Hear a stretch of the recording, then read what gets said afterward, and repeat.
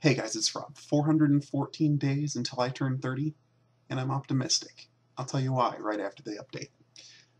Down half a pound, down to 232.5. Let's preserve that momentum because that would be super cool.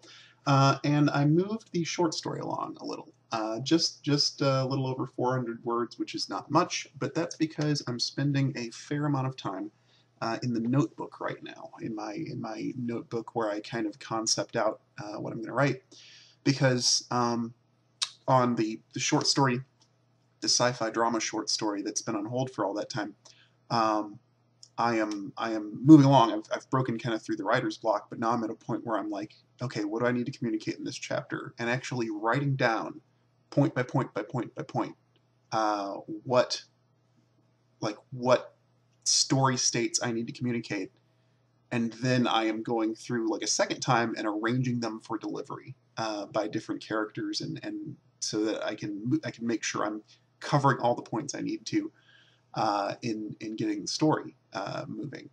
And then also time in the notebook on the subject of the short story for the anthology project that I might participate in, because I'm struggling with that as far as finding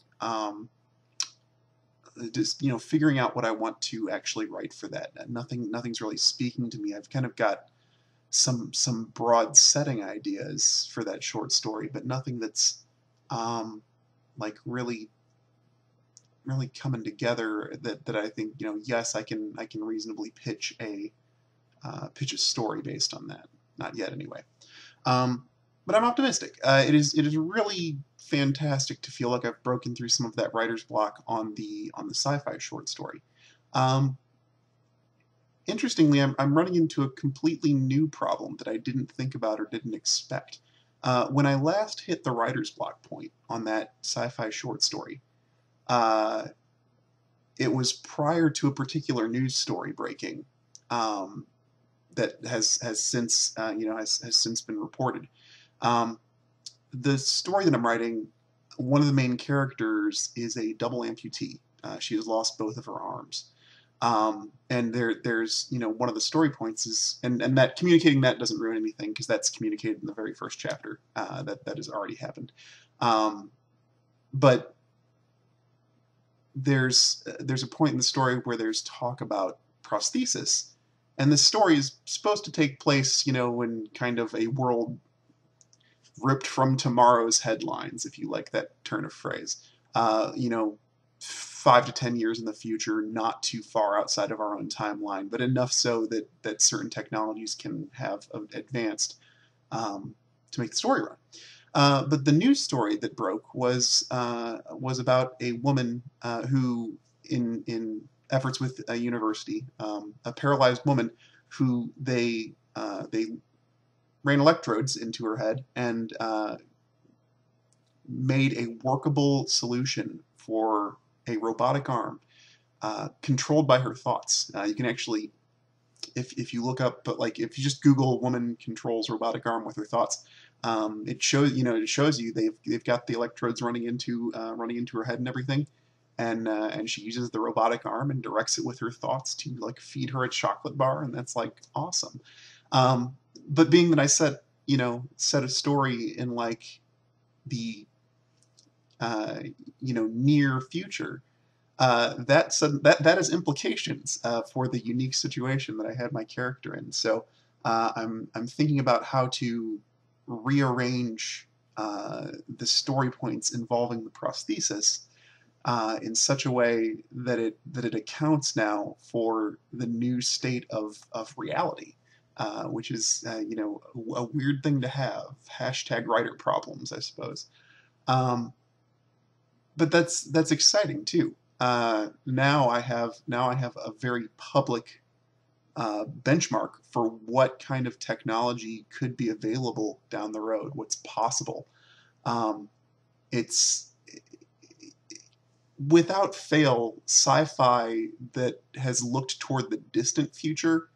Um, has we've generally seen some of the discoveries that they claim are so futuristic by now. It's weird to think that certain Star Trek series were talking about manipulating information on data pads and having like handheld computer screens in your hand.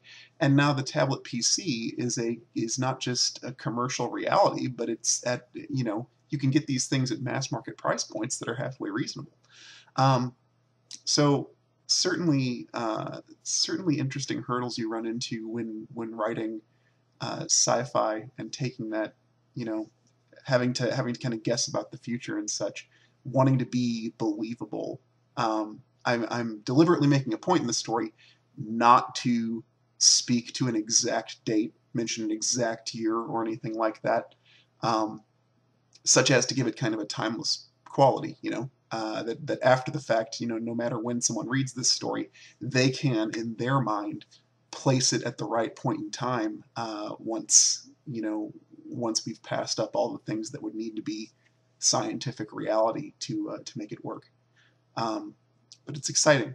I've got momentum again on my story. I am really eager to get that short story written, because there are, and this is the part where I'm going to be kind of deliberately vague. There, in consuming media like television, movies, video games, etc., that I admittedly take in much more frequently than I take in books, just because they're so readily available, and you don't, with movies, video games, and TV, you don't have to put in active effort. There's sometimes you just want to crash on the couch and let the idiot box entertain you. But in writing this short story, I'm attempting to serve and evoke emotions that I see underrepresented in a lot of American entertainment. And the thing that gets me most excited about it is the possibility of successfully doing that. That I feel like if I can make this story evoke the emotion that I'm trying to get out of the reader, I'll have accomplished something. I'll have made people feel something that they aren't commonly made to feel by entertainment media. So I don't want to go into too much about the emotion, lest you be hearing this and then at a later point be reading the story and get too predictable. You're consider it too predictable based on that info. But the important part is I'm pumped. I'm pumped. The weight loss has been at downward momentum for the last 2 updates, maybe 3, can't quite remember. Breaking through writer's block is so rewarding. Like, even if it's only just a little bit, that sensation that things are moving forward again, that sensation that your brain is, taking on, sculpting new scenes and things like that, is always a good feeling. So I'm going to plow ahead on what I'm doing. If you guys are taking on anything cool where you are, plow ahead on what you're doing. Go fight, win. And if you are working on anything and you feel comfortable speaking about it publicly, by all means, put it down in the comments there, and I will cheer you on. Because for me, it helps to know that someone's watching, and people are occasionally throwing likes on these videos and saying, "Yeah, go get them." It's nice to exist outside of your own brain when you're taking on challenges, so to speak. That's going to be all from me. Thank you very much for watching. Take care. Have a great week, and I will talk to you on Thursday.